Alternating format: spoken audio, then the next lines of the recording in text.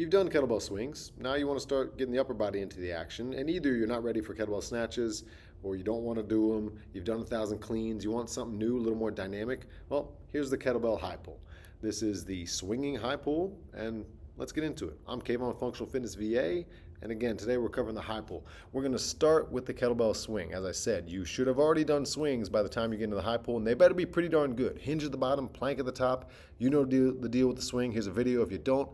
But then you want to transition to single arm swings, because once we start high pulling, you're going to have one bell in one hand or two bells in two hands. Anyway, you add a row to the kettlebell swing for the high pull. So this is a high elbow row. I'm using rings here. You could use all sorts of things. Here I am with bands or resistance tubes. High elbow, so your elbows are in line with your shoulders. You're squeezing in between your shoulder blades.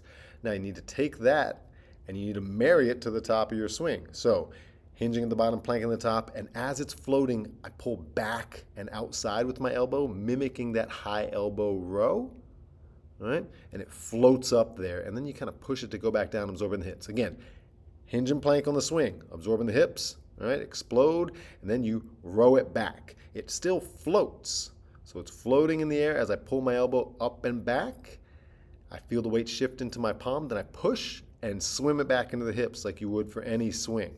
So plank, you explode, pull back on it, it floats up and back some. I feel the weight shift into the heel of my palm, right there.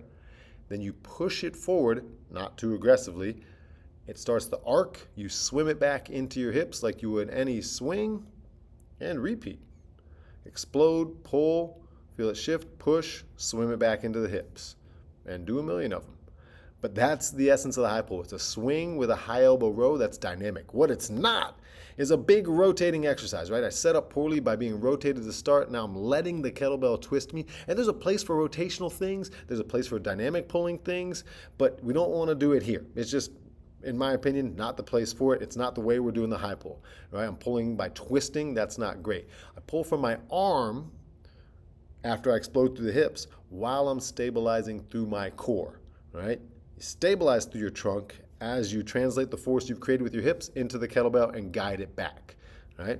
Get fancy and spin around there. You notice the kind of squeeze between my shoulder blades, even though it's just one right now, like that high elbow row, right? Speaking of high elbow row, if you have shoulder pain when your elbows are too high because it's kind of impinging, you could do a lower row. It's still kind of high. The elbows aren't pinned to my side. It's a elbows below shoulder row, right?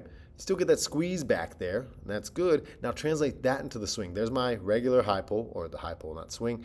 And now I want to get a lower elbow position, so a not so high pull, right there. So this is in case you feel a little pinching in your shoulder, you don't like how it feels, maybe your upper trap's getting a little too fired up while you're doing these high pulls. You can do a lower elbow high pull. It's still a high pull, it's just not quite as high. And it's still effective, it still does all the things that our high pull does. Just watch where that elbow position is if you're feeling a little discomfort in the shoulder. Now, make it a little more load, a little more work, double high pull.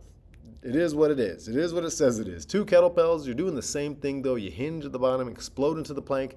As the bells start to pop out, you pull back with your elbows, squeeze in between those shoulder blades, feel the weight shift into the heel of your palm, push them forward, and then they go back into the arc and back into your hips. So not so high version, you could do with 2 bells just like you did with 1. So this is a dynamic kettlebell high pull. Give it a shot, put some work in on it, make sure you move a little better, get a little stronger.